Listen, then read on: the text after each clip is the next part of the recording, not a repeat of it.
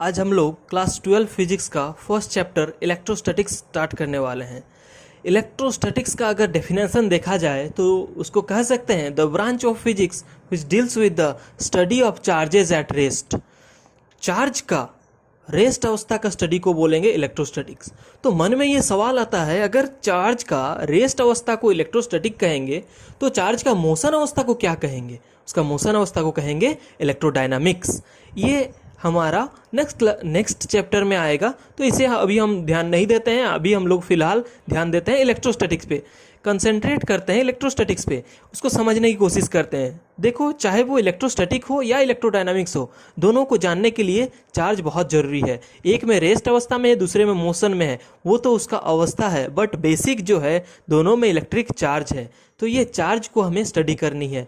तो चार्ज जानने से पहले ये चार्ज होता क्या है, इसको डिटेल्स में जानने के लिए हम लोग थोड़ा नॉलेज इकट्ठा कर लेते हैं। ठीक है, तो सबसे पहले यूनिवर्स, हमारा जो होल यूनिवर्स है, वो यूनिवर्स जो है दो चीज़ों से बनी हुई है। एक है मैटर और दूसरा है रेडिएशन। हालांकि हम लोग हायर क्लासेस में जाके देखेंगे ये मैटर और रेडिएशन आपस में इंटर कन्वर्टेबल है। जो मैटर है वो रेडिएशन बन सकता है और रेडिएशन मैटर भी बन सकता है। बट अगर यहाँ पे हम लोग उसका क्लासिफिकेशन देखें तो मैटर के पास मास होती है, वॉल्यूम होता है और मोमेंटम भी होता है, बट रेडिएशन में बस वेव नेचर पाई जाती है। पर ये दोनों में जो कॉमन है वो है एनर्जी। लेकिन मैटर के पास और एक एक्स्ट्रा प्रॉपर्टी है, वो अप्लाई कर सकता है फोर्स। क्या अप्लाई कर सकता है? वो फोर्स अप्लाई कर सकता है।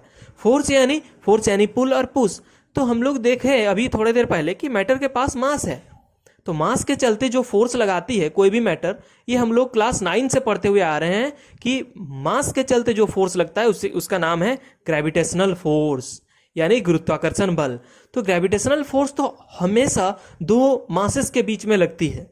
उसका हम लोगों ने फॉर्मूला भी जान चुके हैं, सब कुछ जान चुके हैं। बस यहाँ हम लोग को चार्ज के बारे में पढ़ना है। ठीक है, इसको जानने के लिए एक छोटा सा रिमाइंडर हम दे देते हैं कि आप लोग बचपन में या अभी भी जो ब्लैक बोर्ड में स्टडी करते हैं या किए होंगे, वो उनको याद होगा कि ब्लैक बोर्ड पर जब भी हम चौक से कुछ भी लिखते हैं, चाहे ABCD Z तक लिखो या 1 2 3 पर लिखो, कुछ भी लिखो, ब्लैक बोर्ड में जब भी हम लोग चौक को रब करते हैं तो कुछ डस्ट उसके नीचे ज़मीन में आके गिरती है और कुछ डस्ट जो है लिखाने में खप जाता है। तो ये जो कुछ डस्ट नीचे गिर रही है, यानी कि वो डस्ट को क्या हो रहा है, ग्रेविटेशनल पुल, ग्रेविटेशनल फोर्स लग रही है, जो कि हर वस्तु को पृथ्वी अपने सेंटर की ओर खींचती है। इसे कहते हैं ग्रेविटेशनल फोर्स। कोई भी दो मासेस के बीच में लगने वाला बल को ग्रेविटेशनल बल कहते हैं, गुरुत्वाकर्षण बल कहते हैं।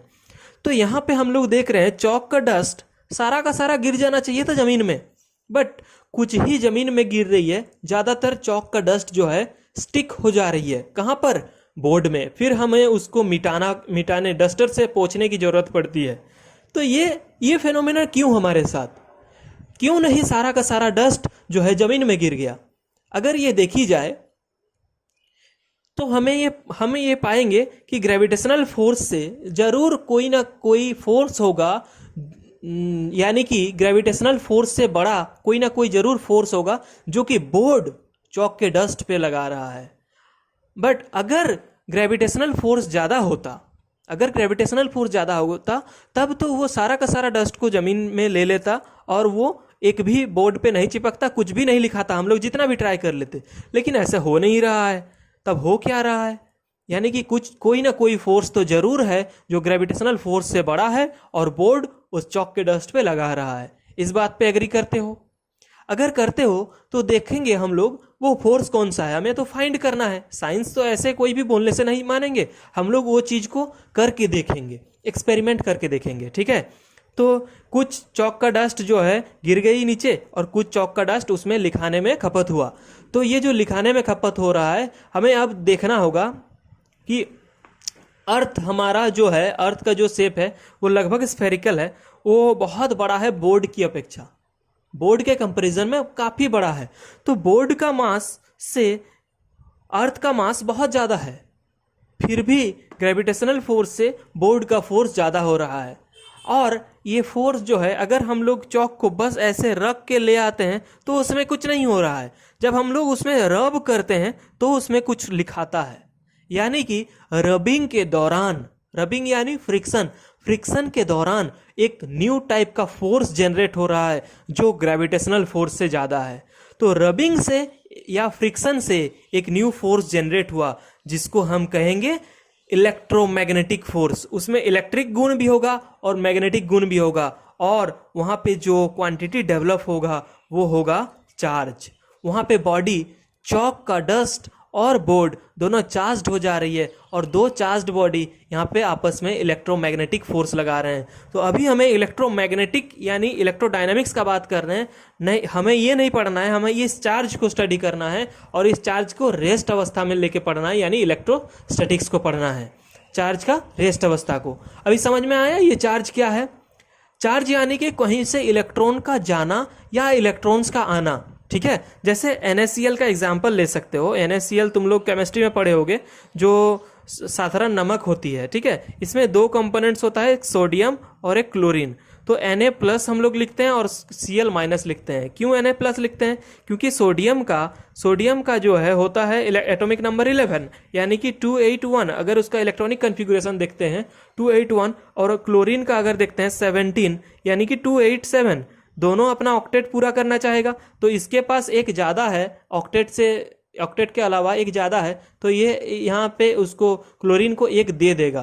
क्लोरीन एक ले लेगा कहाँ से? सोडियम से। तो क्लोरीन गेन किया, क्लोरीन के पास कम था वो गेन किया, इसीलिए क्लोरीन जो है नेगेटिव हुआ, और सोडियम के पास ज़्यादा था वो दे दिया, वो इसीलिए वो पॉजिटिव हुआ। यानी कि इलेक्ट्रॉन्स का एक्सचेंज होने से बॉडी चार्ज हो जाती है। अब सोडियम और क्लोरीन दोनों चार्ज हो चुके हैं। ठीक वैसे ही चौक और बोर्ड, उसमें जैसे ही हम फ्रिक्शन किए, जैसे ही हम रबिंग किए, वो दोनों चार्ज हो चुका है। यानी कि चौक का इलेक्ट्रॉन्स, प्रोटॉन्स बोर्ड में चला गया, और बोर्ड का इलेक्ट्रॉन्स जो है चौक में आ गया।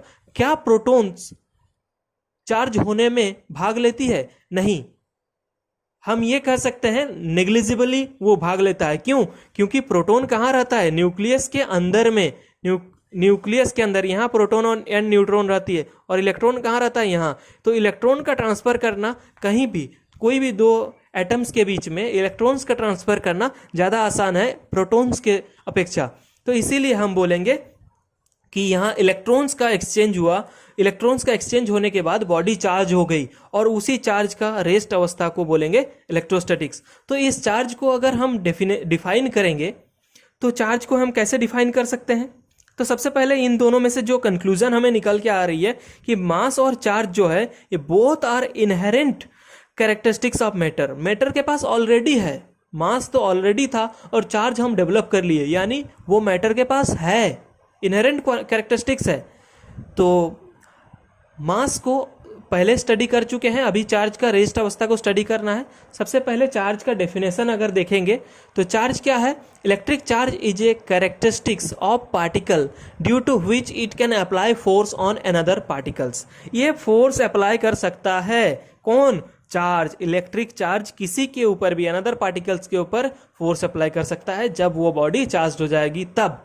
अब इसका हम लोग देखेंगे कि ये इलेक्ट्रिकल और मैग्नेटिक दोनों इफेक्ट को प्रोड्यूस कर सकता है।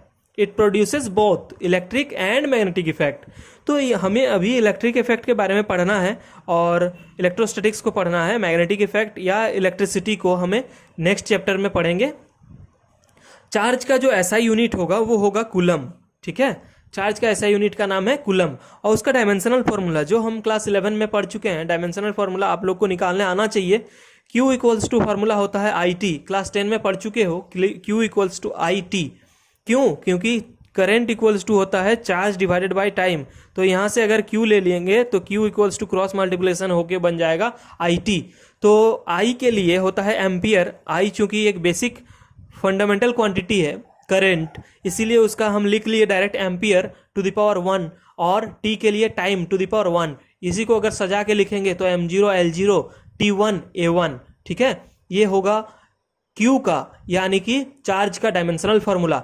नेक्स्ट अब आते हैं चार्ज क्या होगा, एक स्केलर क्वांटिटी है। क्यों स्केलर क्वांटिटी है? क्योंकि आप लोग देखे होंगे चार्ज जो है ऐड होती है जब भी, वो एल्जेब्रिकली ऐड होती है, और वेक्टर क्वांटिटी ऐड होने के लिए उसको कोई स्पेशल रूल का जरूरत है, जो हमने वेक्टर चैप्टर में देखे हैं।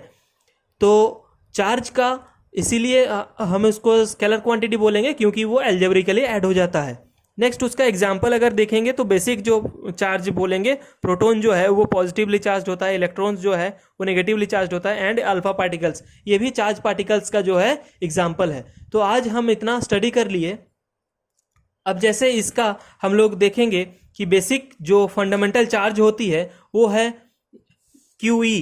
क्यूई जैसे होगा चार्ज ऑफ इलेक्ट्रॉन, अगर देखेंगे वो होता है -1.6 इंटू 10⁻⁻19 coulomb, and Q P is equals to हो जाएगा उसी का उतना ही मैग्नीट्यूड, बस उसका पोलैरिटी अलग अलग होता है, क्योंकि प्रोटॉन जो है, प्रोटॉन होता है पॉजिटिवली चार्ज्ड, इसीलिए प्रोटॉन का हो गया +1.6 इंटू 10⁻⁻19 कूलम। और अगर चार्ज ऑफ न्यूट्रॉन देखा जाए वो 0 कूलम होता है। 0 कूलम का मतलब क्या है? जितना नंबर ऑफ पॉजिटिव उतना नंबर ऑफ नेगेटिव, यानी कि +1 एंड -1 अगर किया जाए तो दोनों को सॉल्व करेंगे कितना आएगा? 0 आएगा।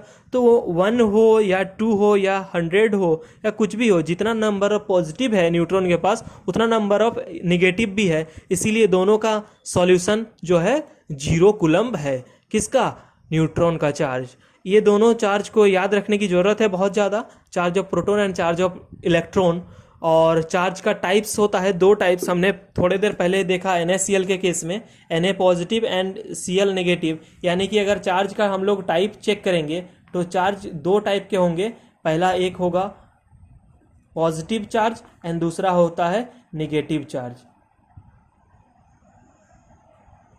पॉजिटिव चार्ज यानी जिसके पास डेफिशिएंसी रहेगी, जिसके पास डेफिशिएंसी रहेगी किसका? इलेक्ट्रॉन्स का। और नेगेटिव चार्ज यानी कि जिसके पास एक्सेस ऑफ इलेक्ट्रॉन्स रहेगा, एक्सेस ऑफ इलेक्ट्रॉन्स।